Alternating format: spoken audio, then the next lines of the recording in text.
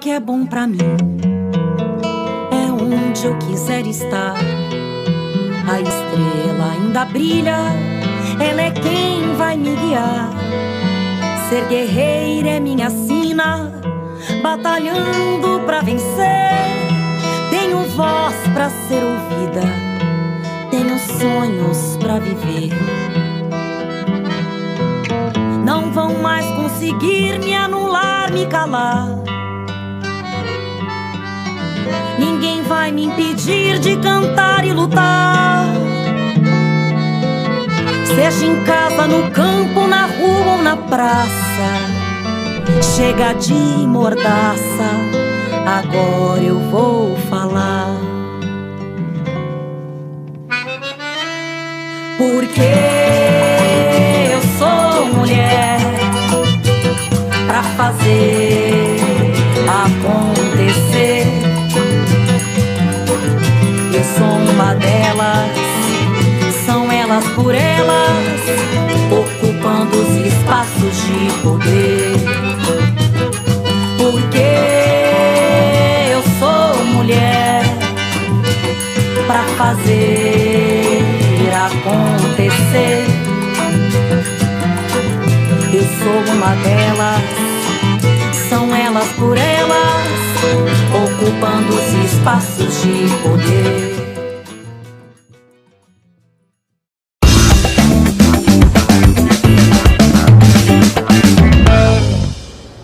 Boa tarde, sejam muito bem-vindas à TV Elas por Elas Formação, o programa do PT para a preparação e formação das mulheres para a disputa política.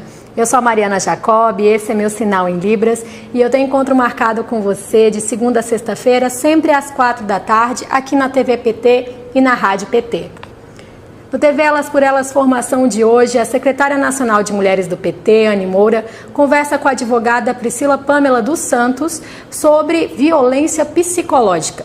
Na sequência, eu converso com a psicóloga, membro do Setorial Nacional de Saúde do PT, sobre saúde mental.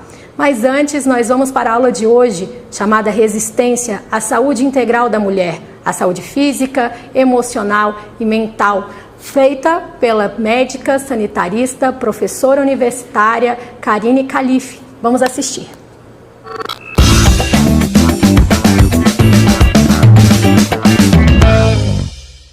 É com muito prazer que eu venho trazer o olhar que a gente tem para as questões que estão acontecendo na saúde no nosso país. Hoje, como é que a gente pode pensar em resistir a esse movimento todo? Bom, o convite, então, foi para que a gente pudesse falar um pouco sobre as mudanças de saúde que estão acontecendo no nosso país, né? Uma das coisas bem importantes para a gente poder entender isso e também pensar um pouco a quem interessa, né, essas mudanças, é entender que a saúde da mulher ela acontece numa rede de atenção à saúde. Ou seja, a gente precisa brigar não só por hospitais, por unidades básicas de saúde, entender que a nossa construção se dá dentro de uma rede de atenção. Isso significa dizer que a gente tem que ter a garantia da integralidade do cuidado à saúde das mulheres em todas as áreas. Ou seja, quando uma mulher toma uma decisão específica por conta da sua sexualidade, por conta do seu momento reprodutivo ou não, se essa for a sua opção, ela vai ter que acessar uma unidade básica de saúde, um ambulatório de especialidades e muitas vezes também um hospital. Então é muito importante que esses pontos de atenção estejam articulados, né? E ele nos interessa tudo isso, pensando no SUS. E uma outra coisa que eu queria falar para vocês é que a gente entende o cuidado à saúde, ou seja, o cuidado da saúde das mulheres, como a importância de que a saúde garanta que as pessoas possam continuar convivendo com aquilo que a gente chama de suas vidas produtivas e felizes. Então é como a saúde, na verdade, fosse um meio e não um fim. A gente precisa garantir que se eu precisar de alguma coisa, de um anticoncepcional, de uma consulta, da colocação de um DIU, de um olhar para a minha sexualidade, para a sexualidade de mulheres que fazem sexo com mulheres, da vulnerabilidade, da especificidade, por exemplo, da mulher negra, e de tantas outras coisas que a gente vem vendo no nosso país, né? Então, esse é o cuidado que a gente quer, um cuidado integral, um cuidado que garanta um olhar para as vulnerabilidades, para as diferenças de cada mulher. E o que é que aconteceu nos últimos 30 anos do SUS? Então, a importância dos 30 anos do SUS no Brasil nas várias unidades federadas, isso quer dizer em todas as unidades, todos os estados do país. E essa mudança foi muito importante. A gente teve um impacto que a gente chama do impacto SUS, um impacto importante na diminuição da mortalidade infantil, da mortalidade materna, do acesso e possibilidades à construção de uma saúde integral, ou seja, a gente poder pensar numa atenção à violência contra a mulher, na possibilidade de uma contracepção no dia seguinte, de um planejamento familiar adequado, né? Um planejamento, na verdade, reprodutivo adequado com a escolha da mulher, enfim, com todas as suas questões. Que tudo isso melhorou no país. Mas de 2016 para cá, a gente tem tido uma reversão dessa queda. Ou seja, claramente, desde o momento do golpe para cá, que traz junto um momento de desinvestimento na saúde, né, dos recursos financeiros para o SUS, para o nosso Sistema Único de Saúde, e isso começa a mudar bastante, né? Temos no país em torno de 150 milhões de pessoas que eram SUS dependentes, ou seja, dependiam só do SUS. Com toda essa austeridade, com a crise econômica, com tudo que foi acontecendo no país, nós passamos a ter a mais, até o último ano, pelo menos 3 milhões a mais de pessoas que se juntam a esse número de pessoas de serem 100% SUS dependente, né? Então o Brasil está assistindo a esses aumentos e as quedas de cobertura, e a gente vai tendo problema no risco de surgimento a epidemias. Vocês estão vendo aí o que está acontecendo com o sarampo, coisas que já estavam controladas no passado, mas que a gente, com esse desinvestimento, vê voltar a acontecer. Então, um dos motivos também que estou aqui com vocês é poder entender e pensar que é nosso dever evidenciar essas questões, aquilo que está acontecendo no nosso país. Entre essas questões, a gente tem, por exemplo, o aumento da mortalidade materna, que é um dos indicadores mais importantes em relação ao desenvolvimento de um país, porque a mortalidade materna é um tipo de mortalidade materna, é a morte de mulheres por qualquer razão vinculada ao fato da gestacional, seja a gestação até o fim ou não. Um aborto, por exemplo, uma morte por conta de um aborto, ela entra numa categoria de morte materna, uma morte no puerpério. Então, é uma morte que a gente diz totalmente evitável, que não é para acontecer. E o Brasil é um dos países que tem maiores taxas, e isso tem a ver com um monte de coisa na organização dos serviços de saúde, né? Por exemplo, as maternidades ou os espaços de atender a mulher serem sempre aqueles espaços menos adequados, menos cuidados. E uma coisa importante quando a gente pensa nesse impacto da diminuição do SUS e tudo mais, né, é a gente saber que houve um aumento da mortalidade prematura, isso para todo mundo, entre doenças crônicas para pessoas de 30 a 69 anos, um aumento de suicídio, que é muito maior em mulheres, um aumento da mortalidade materna, como eu falei, mas uma coisa importante dizer é que é especialmente em mulheres negras, fazendo aí essa vinculação que a gente tem uma grande pensadora, Eliette Saffioti, que ela falava de uma coisa que é a teoria do nó, que ela diz que está diretamente ligada à diminuição de desigualdade quando você olha para as questões de gênero, para as questões de raça, cor, né, e para as questões de classe social. Então não é que uma coisa se sobrepõe à outra, mas isso vai se potencializando, ou seja, vai piorando, vai aumentando se a gente não olha com cuidado para a diminuição de todo esse tipo de desigualdade. Em torno de 60% das mortes maternas que seriam evitáveis são de mulheres negras. Então a gente também tem que olhar para essa população, entender o que está acontecendo. Então a gente trabalha com uma coisa que a gente chama, uma tese que a gente chama de sobrecarga do SUS. Então é claro que se um monte de gente deixa de ter plano de saúde e volta para o Sistema Único de Saúde, se a gente para de ter recursos, né, de financiamento, tudo isso vai impactar no que a gente chama de sobrecarga do SUS. E o que é que acontece? O desemprego, a redução da renda média, o aumento da pobreza extrema, a questão da violência, o estresse, depressão, tudo isso acontece cada vez mais em momentos de dificuldade, de crise econômica e também de crise com o que seriam nossos ganhos, né? A gente já avançou tanto em relação à autonomia das mulheres, aquilo que as mulheres têm direito de poder escolher o que fazer com suas vidas, como lidar com a sua sexualidade, pensar até na questão mais geracional, essas questões. Então isso é fundamental que a gente entenda, que é o que eu vou chamando aqui no nosso material, do que as mulheres tem a ver com isso, né? As mulheres têm a ver que a gente defende uma saúde integral. E se você tem menos recursos, se você tem menos investimento, isso vai atingir diretamente a nossa saúde de várias formas. Do ponto de vista psicológico, do ponto de vista de sobrecarga, de cansaço, de mais adoecimento, de mais infecção do trato urinário, de mais depressão, de muitas coisas que vão acontecendo quando a gente fala de saúde integral. Às vezes as pessoas nas políticas públicas organizam assim, só a saúde que eles chamam materno-infantil. Então, e a mulher que decide não ser mãe? E a mulher que se relaciona com outras mulheres, né? E as outras questões, as outras vulnerabilidades? A gente tem que levar em conta tudo isso, que a mulher... E a violência contra a mulher?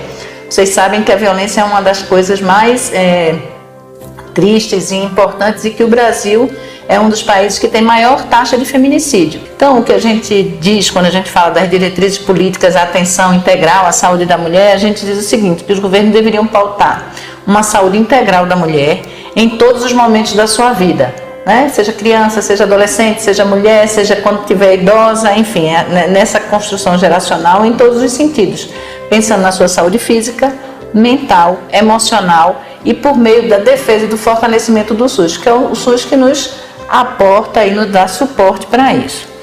E é isso, né? O golpismo, a gente chama assim que o golpismo fascista, ele tem um projeto de desmonte do SUS e de terceirização do sistema de saúde. E a gente vai perder muito com isso. Todas as pessoas, em qualquer classe social, com ou sem plano de saúde, sem o SUS, todos nós usamos o SUS, né? Quando a gente bebe água, quando a gente faz um atendimento, quando a gente toma uma vacina, então nos diz respeito a todos, né? Muito importante a aula da Karina, falando sobre a importância do SUS e da importância também de uma cobertura na saúde integral da mulher em todas as fases da sua vida. Esse é um direito de todas nós e as pautas públicas têm que garanti-lo.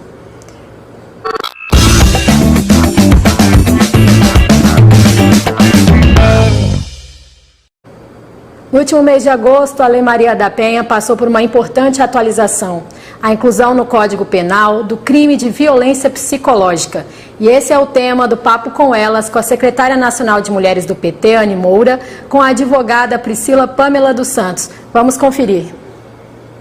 Constranger e chantagear uma mulher. Eu tenho certeza que alguma de vocês já passou por isso. Isso é violência psicológica. E nós precisamos denunciar. No Papo com Elas de hoje, nós vamos receber a doutora Priscila, que é advogada e também especialista nessa área, para conversar um pouco relacionado à violência psicológica e todas as violências contra as mulheres. Olá, Priscila, seja muito bem-vinda no Papo com Elas. Recentemente, nesse mês, a gente fez 15 anos da Lei Maria da Penha, uma lei muito importante para as mulheres, muito importante para a denúncia e eu diria até para a liberdade das mulheres que vivem nessa condição da violência, de todo tipo de violência. E a Lei Maria da Penha foi como uma liberdade para todas as mulheres e que a gente vem lutando para que essa lei seja cada vez mais efetivada. E na Lei Maria da Penha já falava sobre a questão da violência psicológica, que recentemente aprovou a Lei 14.188 sobre a questão da violência psicológica. Fala um pouco para a gente, Priscila, sobre isso. Boa tarde, Anne. Boa tarde a todas e todas que nos assistem aqui. É um prazer falar sobre esse tema que é tão importante. De fato, a Maria da Penha ela é uma das 3 leis mais completas no mundo em relação à proteção à mulher, né? E ela, por ser uma lei completa nesse nível, ela trazia ali a previsão de diversos tipos de violência. A gente está acostumado a entender que violência contra a mulher é só a violência física, né? Ou a violência sexual, ou no máximo ali uma violência verbal. Mas existem outras formas de violência que também são muito graves, né? A violência patrimonial, a violência moral, a violência psicológica, elas também causam danos e afetam, inclusive, a plena existência da mulher. né? Então, por isso, a importância da Maria da Penha e por isso a importância dela ter sido uma lei pioneira nesse sentido de prever essas formas de violência. Qual era o problema? É que a Maria da Penha trazia essa forma de violência contra a mulher, mas nós não tínhamos uma outra lei complementar que conseguisse fazer com que isso fosse considerado crime. Por muito tempo, né, a advocacia, as mulheres engajadas vêm tentando enquadrar essa violência psicológica no crime de lesão corporal, porque, de acordo com a OMS, a saúde, ela é a integridade não só física, mas também a violência, a saúde psicológica. Então, no momento em que há ali uma agressão à saúde psicológica, nós estamos falando de uma lesão corporal. Mas o Judiciário e o próprio Ministério Público tiveram muita resistência em acolher essa tese, então isso acabava ficando num limbo sem a responsabilização de agressores. Então, foi muito importante, né, agora a promulgação da lei, colocando meus pingos nos is para capitular, para não haver mais nenhum tipo de dúvidas acerca da criminalização da violência psicológica, porque é isso, ela, assim como a violência sexual, assim como a violência patrimonial, assim como a violência moral, física, ela afeta a dignidade da mulher e ela afeta especialmente a plena existência, né, a mulher na sua plenitude, e a gente não pode mais admitir que nós sigamos sendo diminuídas nesse nível, né? Os direitos humanos da mulher precisam de fato serem implementados, senão a gente não vai mais estar falando nunca de uma democracia e de um mundo paritário. E é muito difícil, Priscila, a lei, inclusive, em muitos lugares a delegacia, da forma com que funciona, a gente conseguir tornar isso de forma mais conhecida, mas o funcionamento da Lei Maria da Penha, ela é fundamental para salvar vidas. Você percebe que a maioria dos casos de feminicídio, que também é uma importante conquista para as mulheres, né? A lei do feminicídio, são por relacionamentos que os homens não aceitam, relacionamentos por ciúme. Então, até a chegada do feminicídio, até chegar no feminicídio, tem todo um processo anterior, e a violência psicológica, ela é o caminho dessa fatalidade, né, que chega até o feminicídio. Infelizmente, a gente tem percebido aí ao longo dos meses e esse ano também o aumento do feminicídio muito grande. E infelizmente os serviços, eles não são da maneira que eles precisavam ser. Você perceba que do golpe de 2016 para cá foi destruído tudo de política pública, a Casa da Mulher Brasileira, porque não é só denunciar, é preciso também ter lugares que a gente possa acolher essas mulheres, porque elas ficam sem ter o que fazer, sem ter esperança mesmo, e elas ficam nessa condição muitas vezes para conseguir resguardar não só a sua vida, mas a vida dos seus filhos. Fala um pouquinho para nós aqui, para as mulheres que estão nos ouvindo, como elas podem denunciar e o que elas não podem aceitar de forma alguma essa violência de todas as formas, mas o começo dela, que começa com a violência psicológica. Muito importante esse seu ponto, Anny, porque é isso, nós nos naturalizamos, né? Nós acabamos naturalizando alguns tipos de violência, acabamos, inclusive, dando nomes muito românticos para as formas de violência, né? Por exemplo, é ciúme, porque me ama demais, quando, em verdade, isso é posse, né? Isso é qualquer outra coisa menos amor. Então, a gente, de tanto romantizar, né, essas histórias, a gente acaba por deixar com que fatos muito graves sejam praticados e, por vezes, sequer compreendendo a gravidade desses fatos, né? Por vezes, inclusive, a partir dessa roupagem romântica de que isso seja amor e que isso seja cuidado, quando, em verdade, não é isso, não é disso que se trata. E a violência, a gente sempre costuma dizer, contra a mulher especificamente, ela é de uma forma cíclica, né? E o ápice desse ciclo, ele termina com o feminicídio.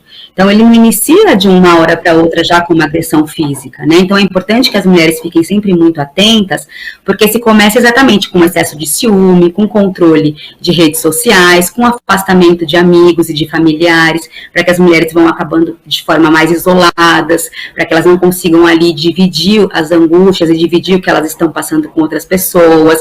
Aí, daqui a pouco começa com violência contra objetos, é jogar um telefone no chão para conseguir quebrar algum objeto na casa, que assim, e aí dizendo, olha, não estou fazendo isso com você, porque mas aquilo também vai começando a trazer uma sensação de insegurança e de medo.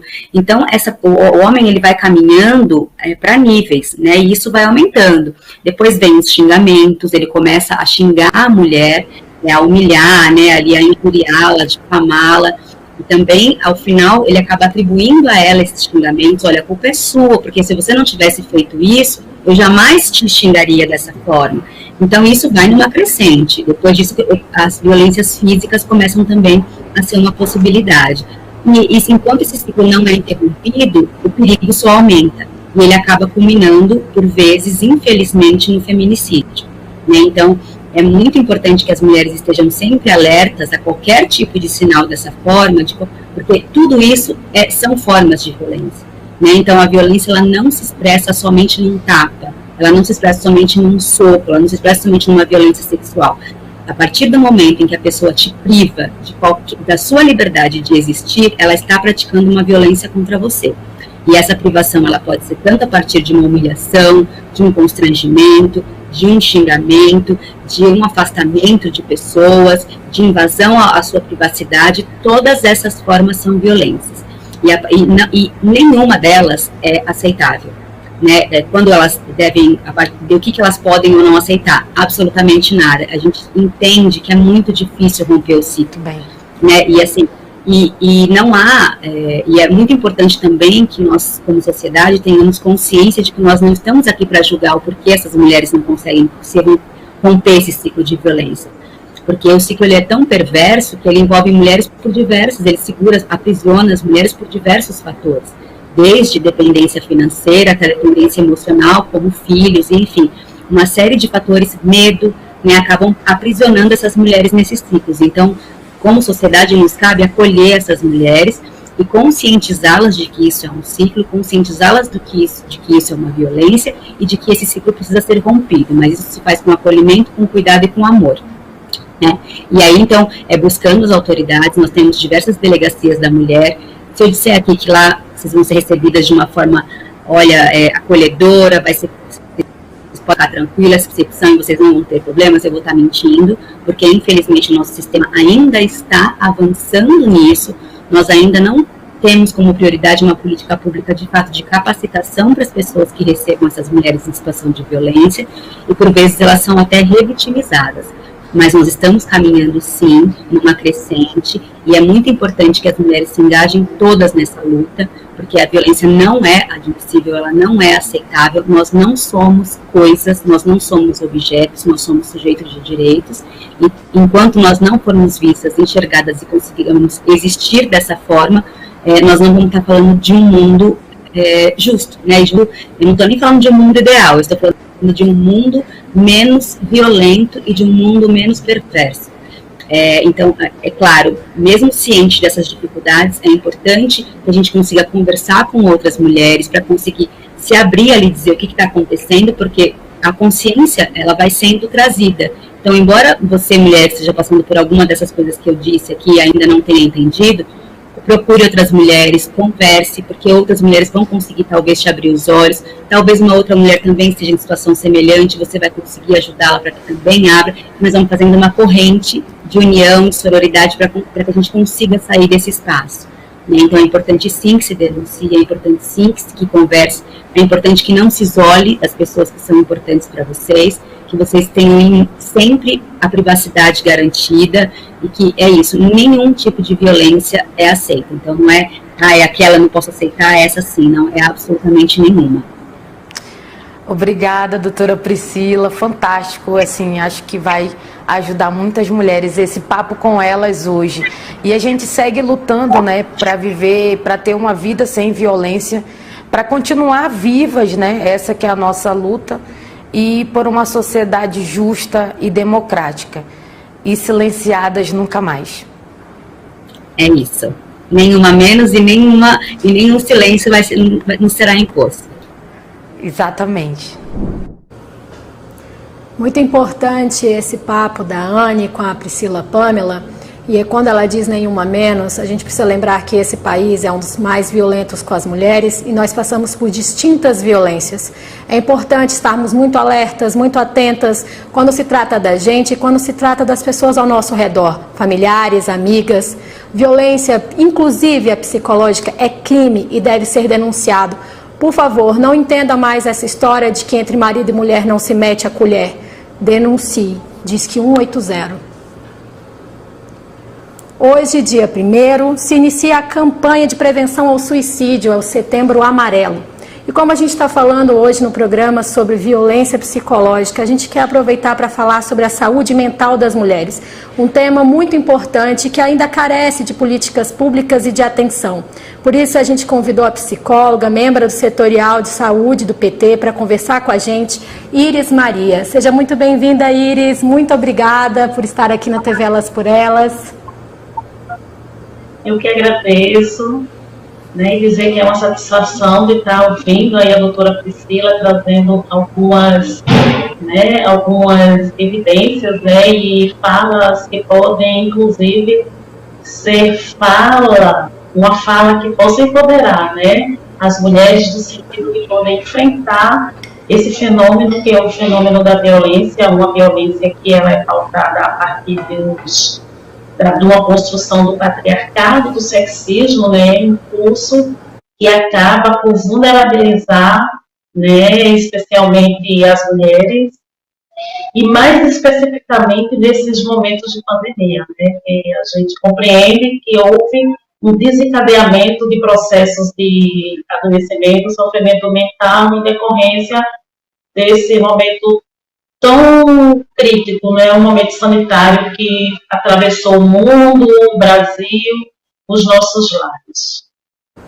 Sem dúvida, Iris, eu queria aproveitar para falar com você, já de pronto, que a sobrecarga mental das mulheres, de maneira geral, já é um fator que todas nós conhecemos em algum nível. As mulheres têm duplas, triplas jornadas de trabalho, um trabalho que não é visível, que se entende como atribuição natural da mulher, quando na verdade não é, né? Uma imposição do sistema patriarcal que diz que é a mulher que tem que cuidar da casa, é a mulher que tem que cuidar dos filhos. E na pandemia isso piorou, e piorou muito, né? Os dados, os estudos dizem que as mulheres tiveram aí quadros muito graves de depressão, de ansiedade, e isso também faz parte desse sistema que nos viola de todas as formas. Eu queria ouvi-la sobre a saúde mental da mulher, já começando por esse ponto, sobre a sobrecarga mental que cerca as mulheres. Então, eu queria um pouco, né, dizer de onde eu falo. Eu sou Iris, eu sou psicóloga, eu atuo no Sistema Único de Saúde aqui do Estado de Pernambuco, no município do Recife. Atualmente, eu estou lotada no ambulatório de saúde LGBT e, nesse contexto, né, trazer um pouco dessa discussão, porque eu faço parte, né, da rede de enfrentamento e de defesa da saúde mental, né, aqui do Estado de Pernambuco, diante do cenário que se apresenta de desmonte, né, das políticas públicas, daquilo que a gente entende que é o norteador do acolhimento, do cuidado, né, a partir de uma perspectiva da defesa da vida. E como membro também do setorial, né, a gente vem debatendo sobre essas questões respeito, né, a esses golpes, né, que o SUS vem sofrendo, e mais acertadamente desse próximo do governo Bolsonaro. Então, falar dessa temática é esse meu lugar, não é, tendo em vista que eu atuo nesse ambulatório, mas atuei também nos CAPs de atenção psicossocial. Trazer um pouco, né, dessa análise que diz respeito a esse momento pandêmico, a gente identifica, né, e os estudos também recentes apresentam que as mulheres, por elas se encontrarem nessa condição na sociedade do patriarcal, atravessada, né, pelos fatores do sexismo, onde se estabelecem os lugares instituídos, né, que as mulheres ocupam socialmente, ou seja, as donas de casa, né, as do lares, as que cuidam dos filhos.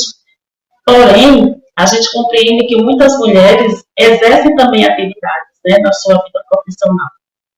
Então, o que chama a atenção nesse contexto de pandemia, o que chamou a atenção, né, dos estudiosos, né, dos cientistas, é que essas mulheres, numa situação a partir do momento que ela sai do ambiente da rua, do trabalho, né, do transitar, por uma medida de contingenciamento circunstancial, ela acaba por desenvolver alguns problemas relacionados ao sofrimento mental, como depressão, ansiedade, né, insônia, entre outros transtornos, inclusive as ideações suicidas, pelo fato dela estar dentro de casa, né, ocupando triplos espaços de trabalho, né, da sua força laboral, ainda tendo que conviver muitas vezes com um companheiro abusivo, que dentro de um momento da normalidade, digamos assim, no seu transitar, havia distanciamento pelo fato dela estar trabalhando fora de casa, mas nesse momento, né,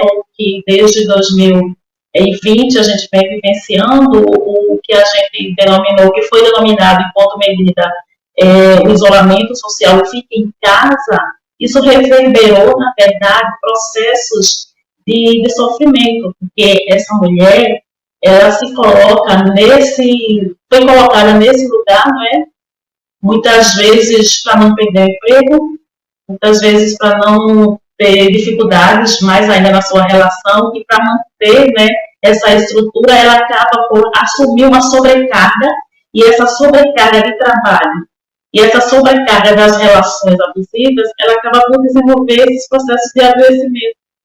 E o que chama a atenção é que o Sistema Único, não estávamos, né, porque eu sou servidora, no Sistema Único de Saúde, não estávamos preparadas, né, e preparados para fazer a contenção, não é, desses afetos que acabaram por ser vulnerabilizados dentro daquilo que compreendemos enquanto saúde mental.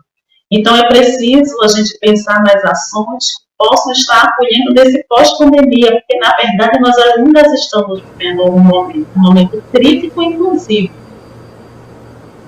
Iris, eu ia falar justamente sobre isso com você, porque saúde mental não é um tema que a gente sabe, todo mundo sabe, na verdade não é bem assim, tem muita discriminação, né? Muita gente que acha que depressão é coisa pouca, que ansiedade é bobagem, né? E não é um trato simples, mas tem políticas públicas para isso, e eu fico me perguntando o que falta ainda nesse sentido.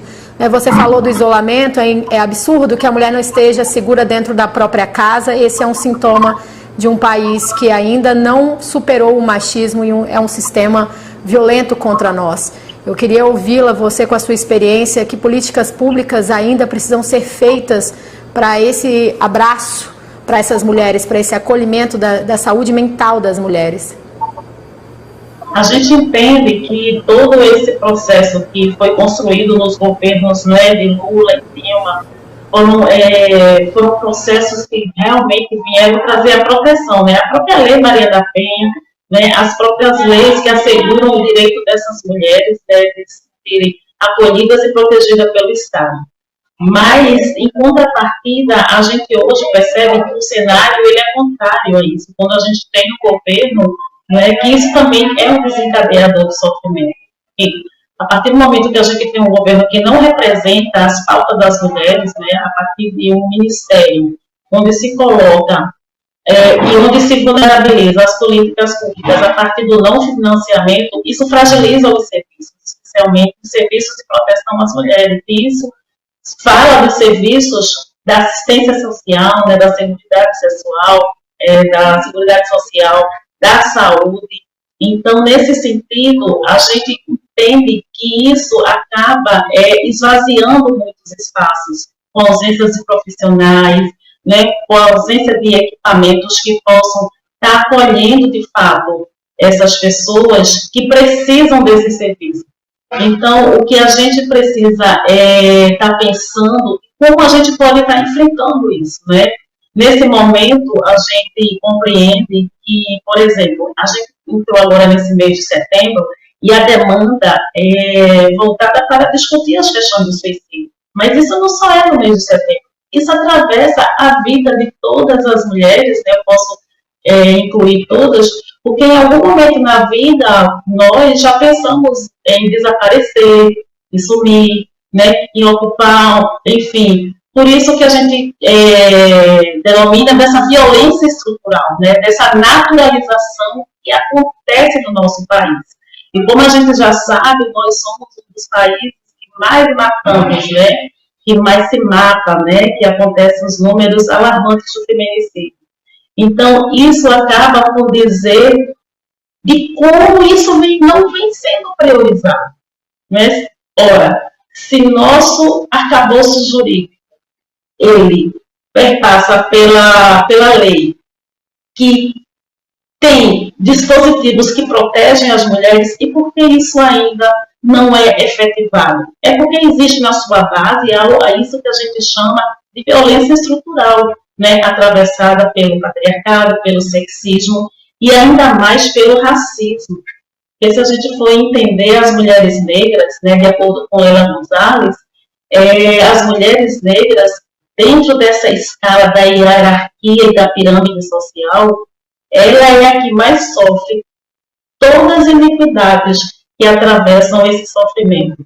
Então, pensar a partir dessa perspectiva é pensar também na implementação das políticas que possam dar contenção, né, ser continente, né, dessas demandas que são presentes, né, no nosso dia a dia. Não é um conhecimento que a gente fala da realidade, que se chega dentro dos consultórios, dos CAPs, das clínicas, dos ambulatórios, né, de sofrimento real, e que às vezes o serviço ele não consegue, justamente porque a rede ela está tão sucateada que a gente acaba criando até uma relação iatrogênica no que diz respeito a esse cuidado. Então é preciso rever todo esse processo, né, e poder implementar ações que realmente valorizem a vida dessas mulheres, né, a vida das nossas mulheres. E destas eu me incluo. Iris, muito importante a sua fala, é muito importante ouvi-la, você que está aí na base, a gente tem muito para avançar. É um governo que realmente desmonta as políticas públicas e, sem dúvida, as mulheres, e principalmente as mulheres pretas, estão na base da pirâmide social do nosso país, carregando essa estrutura que no topo ainda existe o homem branco. A gente tem muito para lutar. Obrigada, Iris, pela sua participação no TV Elas por Elas. Espero te encontrar em outra oportunidade, viu? Eu lhe agradeço, e a gente tem que continuar o nosso projeto em defesa da vida, né? Então, de mãos dadas, de mãos juntas, seguiremos, não é, em marcha até que todas sejamos livres, né? Temos a liberdade de transitar sem nos sentirmos ameaçadas. Muito obrigada. Com certeza. Obrigada, Iris. TV Elas por Elas Formação de hoje fica por aqui, mas eu espero você amanhã. Temos muito mais conteúdo para te mostrar, para você aprender conosco. Segue a gente nas redes sociais, aproveita para ficar por dentro do que rola aqui no TV Elas por Elas. Na nossa playlist no YouTube tem todas as aulas e todos os programas na íntegra. Eu te espero amanhã de novo às 4 da tarde aqui na TV Elas por Elas. Até lá!